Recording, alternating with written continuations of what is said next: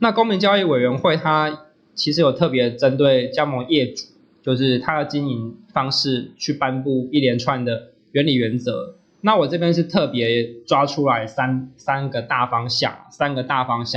那细部当然是可以直接上那个，你上公平交易委员会的首页的左下角就有一个加盟专区，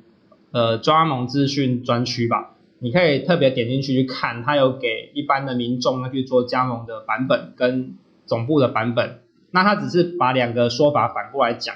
其实你就是看那个加盟总部的那个完整版，就比较多口语化的内容嘛。那如果你本身是比较专业的法务的话，你就可以直接看那个处理原则，再去找一些它的行政决定，看看有没有一些裁罚的例子。那如果人家前面就已经被罚了，你就不要做跟人家一样的事情，或是再去做一些调整，会比较好。那我觉得加盟总部最容易漏掉的其实就是这个加盟总部应揭露的资讯啊，那什么是应揭露的资讯？有时候总部自己都讲不清楚，因为他可能根本就没有细的统计。那没有细的统计就算了，有时候是连商标权、专利权的号码都写错，那我就不知道他写错了，然后加盟主在问的时候，我就说啊，你虽然签了，可是它上面根本就写错啊，写错了，你根本就没有被授权啊。那你们这个合约可能那个终止的那个可能性会比较高这是因为我可能碰到那个加盟总部，他不是每一个都一定会找律师去对每个合约啦。那初期当然是这样子，但是其实你越后面的时候，你没有去对，你到时候加盟主要去跟你做解约的时候，他们的解约空间会比较大，他的主张诉求会比较容易成功。毕竟你一开始因揭露资讯就有错的话，比较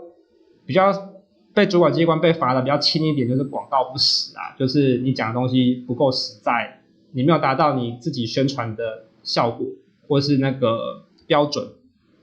可是如果你的内容夸张到应该有却完全没有的话，那你这个相关的处罚可能就会甚至到诈欺的程度。诈欺的话，你就是整个合约一定是会被撤销的。可是大部分是不会那么夸张啦。如果你只是广告不实的话，这个裁罚有的时候是还可以接受，但是会比较怕的是你广告不实所引来的后续的加盟主纷纷吵着要解约的时候，你会受不了。如果你是总部的话，你会受不了。那这边就有这个开店跟营运成本的列举跟估算。因为有人会问说要写到多细啊，会写到多细？我就说你自己就有开过店了，你自己在算自己家的成本的时候，你都知道。那你只是要把这个东西讲给别人听，你到底花了多少钱，然后要他们有这个对应的觉悟，不要好像一开始讲的轻描淡写，然后背后藏了一堆费用。公平会最明显就是要抓这一种背后藏一堆费用的情境。所以当我被咨询问到，就说对方跟我讲一些费用什么还要再补给，然后我就说他有书面吗？他说没有书面。我说就是他也不敢跟你讲他漏啊，就是有时候他漏的时候，他也有时候是自知理亏，开始他也没有想清楚，就少讲那些费用。所以他后面要你汇给他的时候，他也不敢白纸黑字的跟你讲，他也怕你去检举或是去问别人。所以我说那他既然没有出书面，那你装死可能也就还好吧，就是先不要付或者怎么样，因为合约上面也没写啊。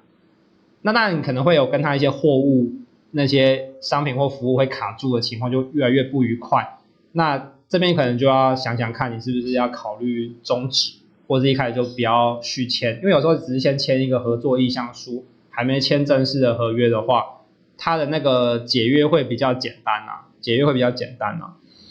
然后左下角有一个，就是如果你有预备要加盟的话，你前面要有一些合理的揭露资讯的时间，让加盟主去做消化，它不可以像是现场就是在推广加盟的时候就说今天签就是优惠价怎样，他如果敢这样讲，你敢签吗？你可能会说不敢。但是我的话，我可能反过来我会敢。为什么我会敢？因为他就违约啦。他一开始是他违约，不是我违约啊。我只是不知道而已那我事后我过了10天我要撤因为我在10天内我要撤会非常的容易。就是他这样总部如果是这样讲，什么今天签有优惠，那如果你真的今天签，你也真的有优惠啊，可是你如果10天内要反悔的话，你也有反悔的依据啊。所以他这样讲固然不对，固然不对，可是如果你知道他这样讲其实是对他不利的话，其实你没有不敢签的理由啊，因为这个条款看起来是不能解，可是你知道背后实质是可以解的。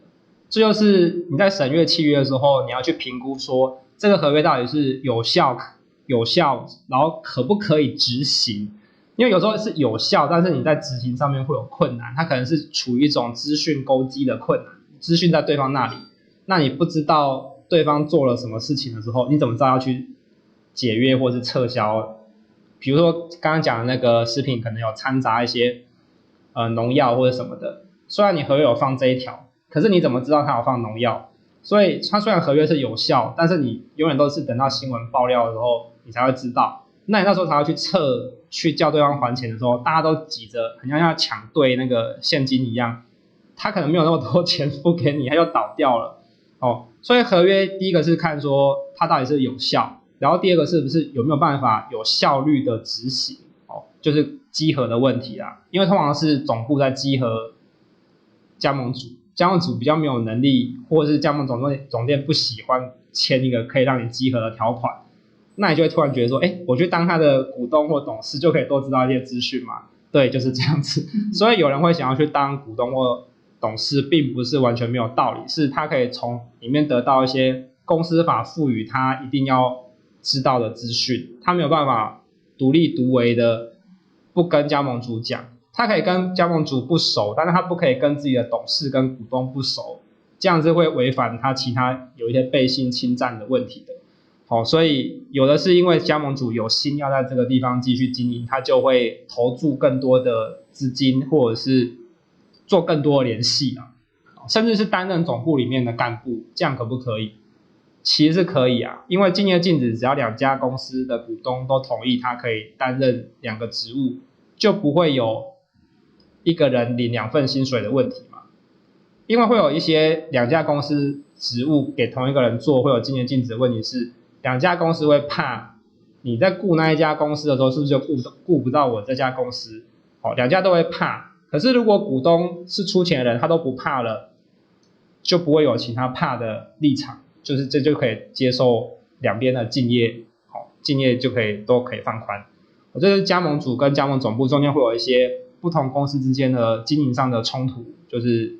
加盟总部赚，加盟主可能就会少赚，然后加盟主多赚，总部就会少赚。这种竞合关系，股东如果愿意接受你可以担任2家的顾问或董事的话，这就可以免除掉。那之前就有人问到说，按你当总部的顾问的话，我加盟主也可以找你当顾问吗？外部顾问是不太妥，会不太妥，是因为外部顾问对于各自的公司都会负一个所谓的忠实义务，就是对你要尽量诚实忠诚。可是如果你一开始是跟总部签，那你后来又跟分店签，就是那个加盟主签，结果你总部要改一些条款的时候，你就会非常痛苦，因为你改一个条款是对加盟主不利的时候，你又要跟他讲。那有些条款是各自的律师会各自去评断说，这些条款好不好，我的背后风险成本是怎么样，那我这一次要不要签？那就要看双方的律师对于这个产业的熟悉度跟细致度。那有的时候有的律师就是比较松一点，可能就不会看嘛。可是我今天我就是拟这个合约的律师啊，我拟的这个条款，这个条款是我拟的，我怎么可能不知道背后要干嘛？那我跟自己的总部讲说，我们加这个条款，将来可以发生什么事的时候，对我们会比较有利。那我后面又要再去跟加盟主说，我们加了这个条款，后面可能会对你不利。那会造成说签约上面双方就会有一些忌惮，就反而不容易签。所以通常当了总部的顾问以后，就不太能够当加盟主的顾问。所以有一些律师不太喜欢当加盟主的顾问，是因为你的合约可能就只打5年到8年，那我做了你的这个顾问之后，我反而有5年到8年不能够去做总部的顾问。那你觉得总部资金比较充裕，还是那个加盟主比较充裕，通常是总部嘛，所以如果有的律师是可以当总部的顾问的话，基本上就不会愿意再去当那个加盟主的顾问、分店的顾问。好，这就是一个资源抢夺的情况。那我这边看到这个开店营运成本跟列举跟估算，就是总部基本上要诚实啊。好，那我们先看一下下一个简报是由我看一下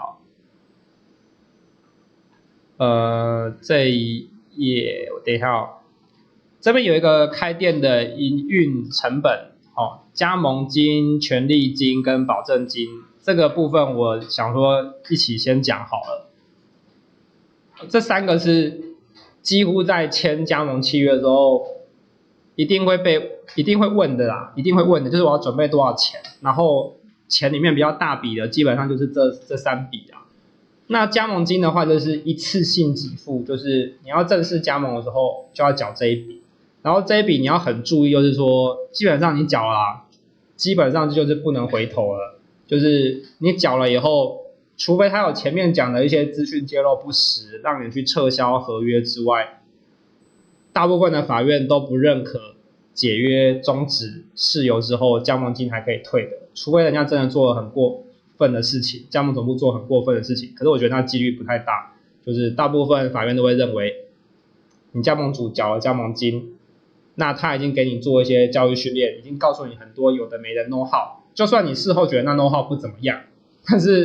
但是你觉得啊，因为法院它不是法院的专业是就形式上评估这件事情合不合理，那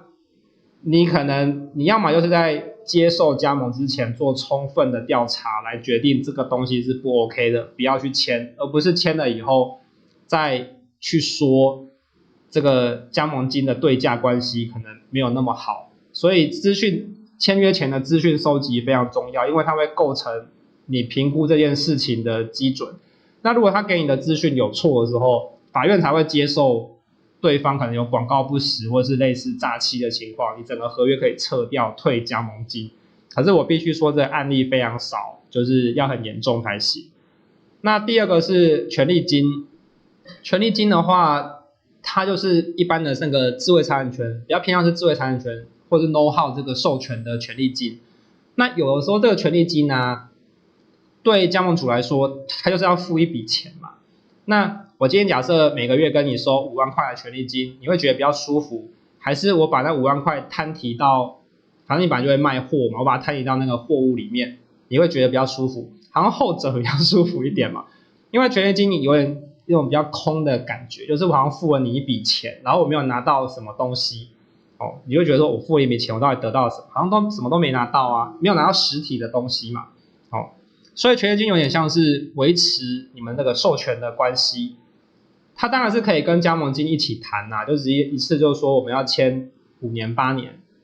可是有一些是可以让你终止的话，它的权利金可能就要会拉出来，就是切出来，这真的是看那个加盟总部的营运策略啦，它有可能是加盟金低，然后权利金高，让你可以随时终止或是怎么样，或者是让你加盟金高，权利金低。但其实他的权利金低的真相有可能只是他把他那个钱的名目灌到